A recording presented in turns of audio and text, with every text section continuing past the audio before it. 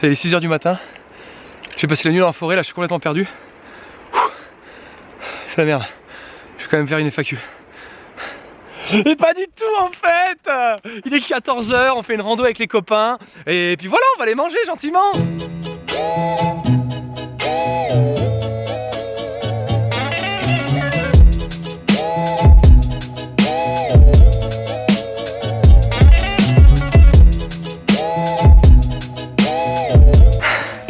Voilà, cette intro de vidéo m'a épuisé, j'en peux plus.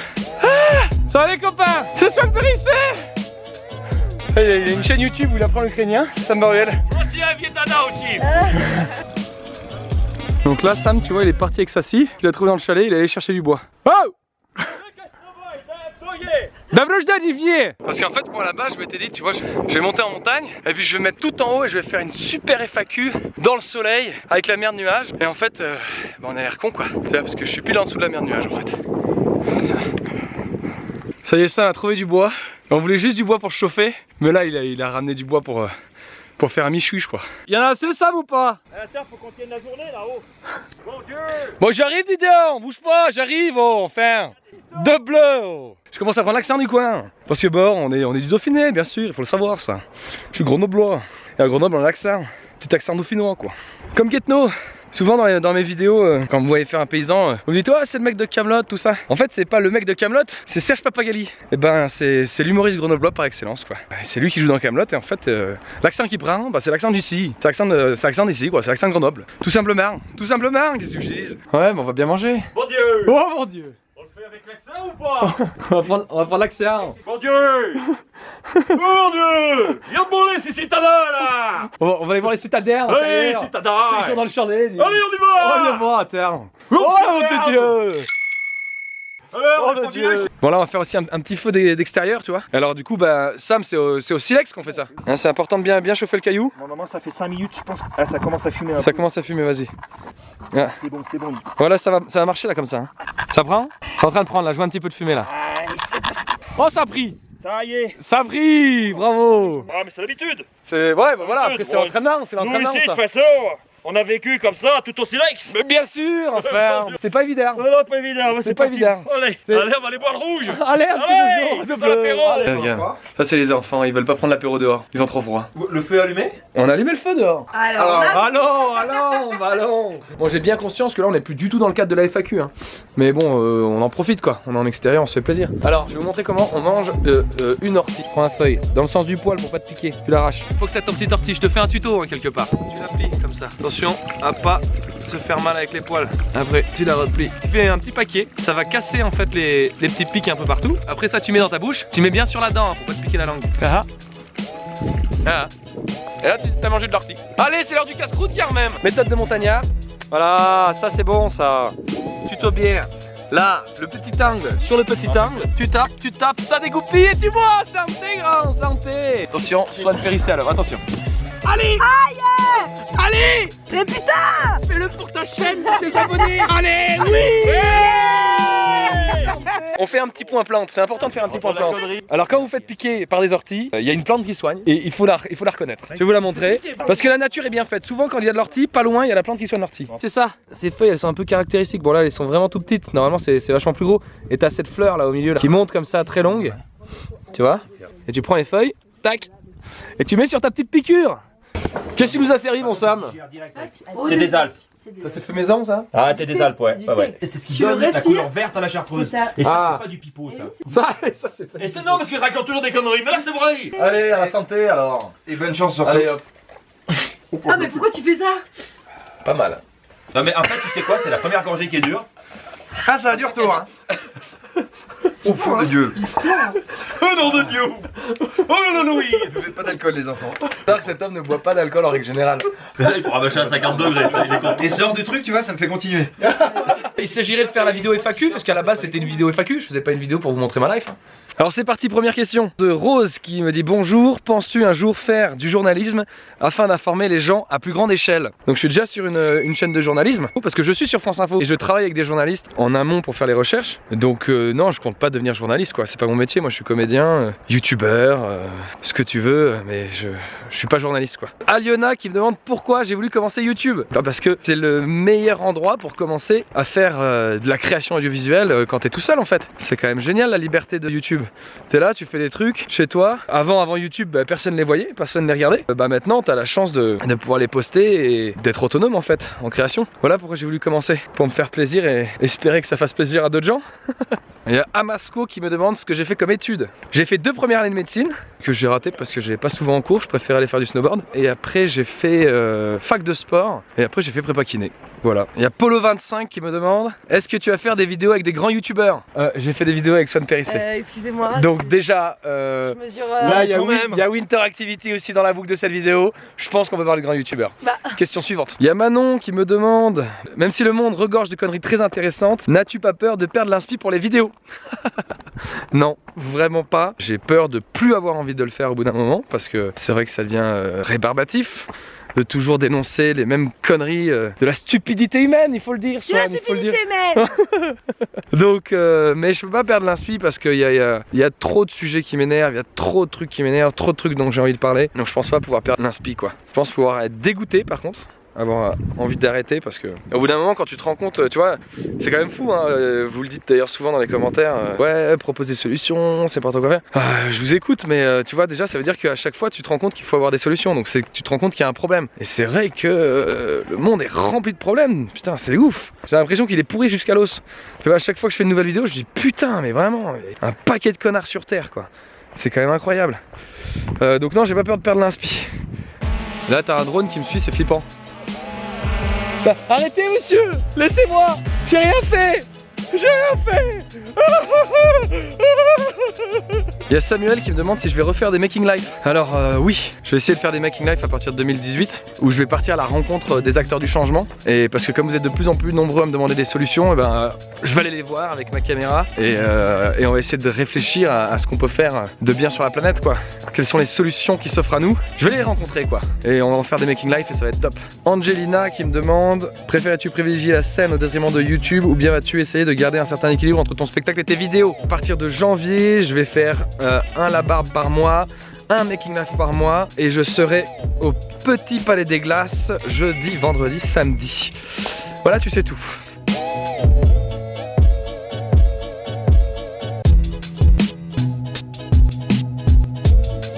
Il y a Coralien qui voulait savoir d'où venait mon militantisme. Et ben écoute, je pense que ça vient de mon enfance.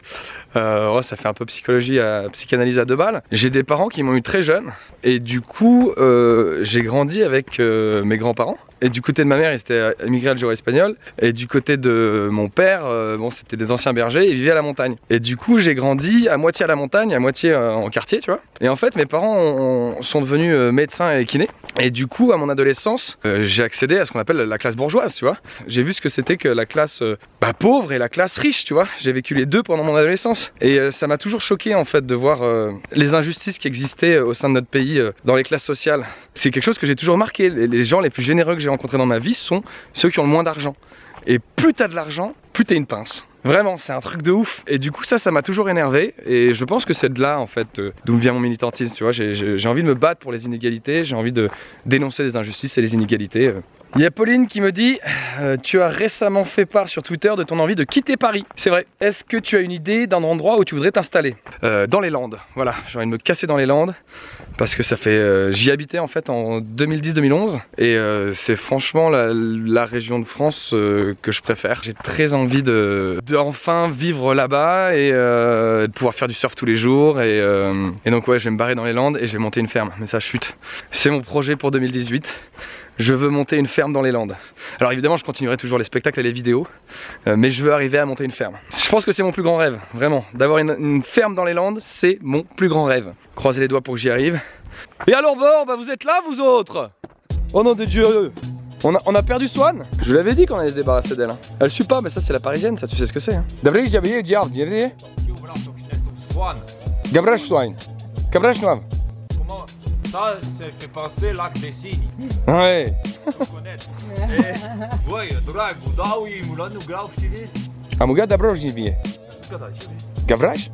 Wreszcie, kiedy tam taka cię mówią. A. No właśnie. E de ce? E następny. E nu più lucruri de aici.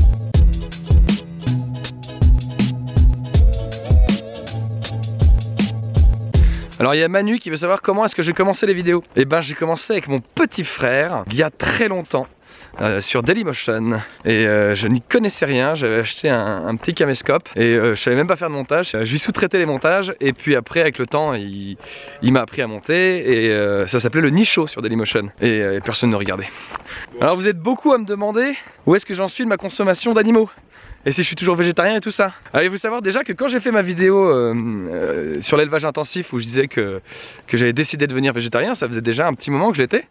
Et là ça fait 2 ans et demi que je suis végétarien et que je continue de l'être. Ça se passe très bien, sans animaux morts. Eh, on fait un barbecue ce soir ou quoi? Bah comme d'habitude, Nico il adore ça. Excellent. Oh putain, on va se taper les petites entrecôtes là, les côtes de bœuf et tout, ça va être génial. Je crois qu'il a acheté les chipons en plus. Il y a Nialise qui me demande quels sont mes films préférés. Pour la performance d'acteur, Bronson. C'est un film avec Tom Hardy où Tom Hardy fait une performance d'acteur de fou furieux. Il y a Citizen Kane. Si vous n'avez pas vu Citizen Kane, regardez-le et vous comprenez notre monde. Vraiment. Et pour l'humour, alors ça c'est spécial parce que c'est pas vraiment mon humour que je pratique, mais c'est vraiment le film qui m'a fait le plus rire dans ma vie, c'est La Tour Montparnasse Infernale. La TMI pour les intimes, c'est vraiment le film le plus drôle que j'ai vu. J'ai pleuré de rire, je ne sais pas combien de fois dans ce film, c'est incroyable. Il y a My Chaz qui me demande quelle est ma plus grande motivation. Bah c'est d'être heureux. C'est vraiment ma plus grande motivation, être heureux. Ça devrait être la motivation de tout le monde d'ailleurs. On devrait faire les choses juste pour être heureux et c'est ce qui nous motive le plus. Tu vois, si je fais des vidéos YouTube, c'est parce que ça me rend heureux de pouvoir informer les gens en les divertissant et en les faisant marrer. Si je monte sur scène, c'est parce que ça me rend heureux de monter sur scène, je prends du plaisir. Si je veux construire une ferme dans les Landes, c'est parce que ça me rend heureux. En fait, c'est la motivation, c'est le bonheur. C'est ça, c'est simple. C'est simple, tu vois, pourquoi je marche là, ici, là, dans... Oula, je vais me casser la gueule. Pourquoi là, je marche ici, là, dans la forêt? Parce que ça me rend heureux. Donc ça me motive. La motivation, c'est le bonheur, c'est arriver à être heureux. Et c'est pas facile. C'est pas facile d'être heureux. Surtout dans notre monde. Tu vois, là, j'ai fait une petite sapinière, là. Tu vois, j'ai fait... Ça, c'est exprès pour Noël. Tu peux venir choisir ton sapin, là, tu vois. Et s'il y en a un qui te plaît, tu me dis, je mets ton nom dessus. Dites-moi dans les commentaires, tu vois. Si vous préférez, tu vois, là, t'as une petite taille, mais t'en as des plus gros. Tu me dis la taille que tu veux, moi je mets ton nom dessus, puis je te le livre pour Noël. N'hésite pas à me demander, hein, j'ai toutes les sortes. Ça, c'est du picéa. Très bon le picéa. Bon, ça perd ses aiguilles, hein, le picéa, attention. Hein. Dès qu'il est plus en terre, c'est foutu. Ouais. Ouais. Il y a Swan qui s'est perdu encore une fois. Alors, il gueule. Alors, il y a un truc qui est assez incroyable quand on se balade dans la forêt. C'est que parfois on tombe sur des arbres de marque. Tu vois, ça c'est un arbre Fila. Tu vois, on voit bien. Alors je te montrerai un peu plus bas, il y a un arbre Adidas, un arbre Nike, un arbre Reebok, Sergio Tacchini. Je connais pas d'autres marques. Il y a du parfum à moi qui me dit viens on sauve le monde.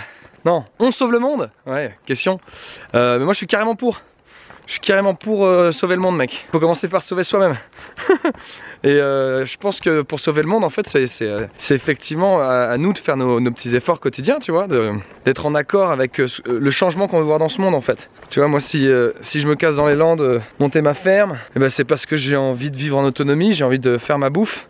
J'ai pas envie de dépendre de supermarchés ou de multinationales parce que tu vois, c'est horrible en fait, tu te rends compte qu'aujourd'hui, dès que tu vas dépenser 1 euro, bah en fait tu vas filer ton argent à un milliardaire. Tu vois, je veux dire, moi j'essaie de manger que bio. Je suis à Paris, tu vois, bon tous les dimanches je vais au marché quand même. J'ai la chance d'avoir un récoltant qui vend directement sur le marché à côté de chez moi. Donc ça c'est plutôt pratique. Mais pour le reste, tu vois, je vais chez Naturalia.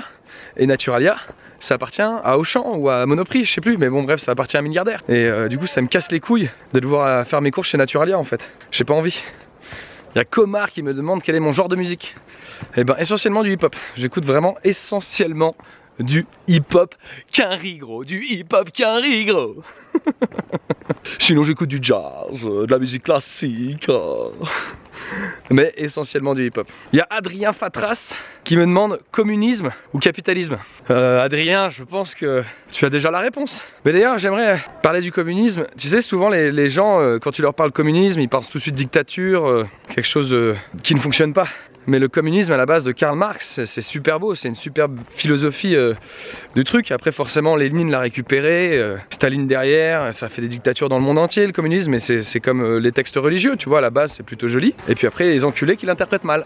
Il y a Alicia qui me demande si je suis plus attiré par le théâtre ou le cinéma. J'aime les deux en fait. Le théâtre c'est génial parce que tu as la réaction directe du public, et le cinéma en fait ça fait rêver. C'est trop beau le cinéma, tu vois, il y a toute une équipe de travail, il y a plein de gens qui travaillent dessus un film pour un résultat, où là pour le coup tu sais pas ce que pensent les spectateurs, mais ça vend du rêve le cinéma. C'est trop beau, moi j'adore le cinéma. Alors ça les amis, c'est une amanite tu mouches. Alors ça c'est un petit peu, quand les serfs ils ont envie de faire une soirée LSD, ils ont pas de LSD, ils prennent ça. Et là tu vois Emmanuel Macron en string en train de danser la lambada. Je vous conseille pas, hein. C'est puissant, hein. C'est puissant. Il y a Anissa qui me demande ce que je voulais faire plus jeune. Et ben j'ai toujours voulu être comédien. Vraiment c'est un rêve de gosse. Depuis tout petit je veux faire ça. Simplement j'ai mis du temps avant d'oser le faire. Parce qu'au début, parce que mes parents n'étaient pas d'accord que je sois comédien. Et donc du coup ils voulaient que je fasse des études pour leur faire plaisir. Du coup j'ai fait des études. Mais c'est un jour tu te rends compte que tu fais pas des études pour tes parents en fait. Dans la vie il faut être heureux pour soi, pas pour ses parents. Donc il faut faire ce qu'on aime. Et donc du coup j'ai toujours voulu faire ça. Et aujourd'hui je peux réaliser mes rêves de gosse.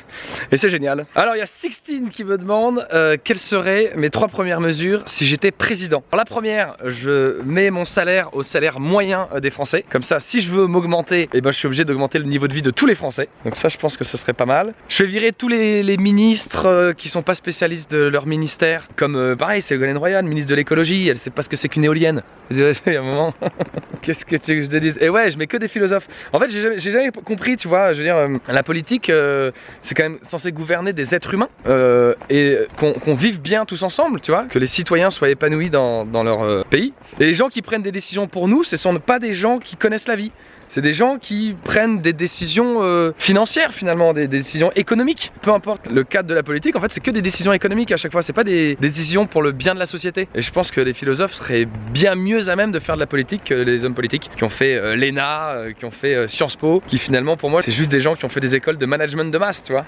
Et la troisième mesure que je prends, je fous en prison tous les PDG d'entreprises qui font de l'évasion fiscale. Parce qu'il y a un chiffre qu'il est important de rappeler mes amis, l'impôt sur le revenu qu'on paye tous, hein, tous les Français payent l'impôt sur le revenu, c'est 60 milliards d'euros par an. Et bah l'évasion fiscale c'est 50 à 80 milliards. Voilà. Donc là en ce moment on vous enlève 5 euros sur vos APL. En fait on s'en branle, vraiment. Si vraiment on voulait de l'argent on pourrait aller le prendre et on le fait pas. Donc ce serait ma troisième mesure. Alors là j'ai une question qui me fait un petit peu peur, hein. C'est Steve Upperlip qui me dit: as-tu encore un espoir pour la planète ou selon toi il est déjà trop tard? À ton avis, est-ce qu'il est déjà trop tard? Est-ce que tu penses vraiment que je me ferais chier à faire toutes ces vidéos si je pensais qu'il était trop tard? Non. Il est trop tard pourquoi? Ça veut dire quoi pour la planète? Tu sais la planète elle sera toujours vivante, hein. Avec ou sans nous elle sera vivante. Moi la vraie question c'est est-ce qu'il est trop tard pour l'humanité? Voilà, ça c'est une vraie question qu'on doit se poser. Non mais pour la planète je pense que tu parles environnement, catastrophe climatique, tout ça. C'est à nous de changer les choses, tu vois, on peut pas dire qu'il est trop tard ou pas assez tard, ça y a que l'avenir qui nous le dira. Mais si on n'essaye rien, on va s'en vouloir. Donc il faut agir quoi. Il est jamais trop tard pour changer les choses. Un petit peu d'optimisme putain. Il y a Perle qui me demande où peut-on te rencontrer dans Paris? Il faut savoir que je sors très peu. Je suis quelqu'un d'assez casanier. Je sors seulement pour travailler. Le seul endroit où il m'arrive de sortir, c'est au bar La Surferie. C'est le bar d'un copain, voilà. Et c'est le seul endroit où j'aime bien sortir. Il y a Jade qui me demande combien de temps il faut pour réaliser une de tes vidéos, script, tournage, montage. C'est un sacré boulot. Merci déjà de te rendre compte qu'il y a vraiment pas mal de taf. Et en règle générale, ça me prend 9 jours. Mais je crois que j'ai déjà dit dans une vidéo. Entre l'écriture, les recherches, tournage, montage, ça prend 9 jours. C'est très long, très long. Puis c'est 9 jours des grosses journées. On n'est pas aux 35 heures. Hein. Ça, je peux te le dire. Emmanuel Macron serait fier de moi. Hein. Ah là, je suis bien sur des semaines de 60-80 heures hein, quand je fais ça. Il serait sympa. Je serais content.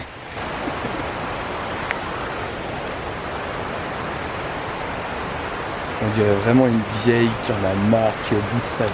Elle en peut plus. Elle en peut plus, hein. Vraiment. On marche à 2 à l'heure. Ça va, Swan? Parce qu'on te regardait marcher avec les abonnés et on se disait que tu ressemblerais vraiment à une vieille en fin de vie, quoi. J'ai vraiment mal au genou. Ça me fait ça à chaque rando, donc je suis habituée. Donc je suis comme ça. Et je me dis, bon bah, c'est la vie, quoi.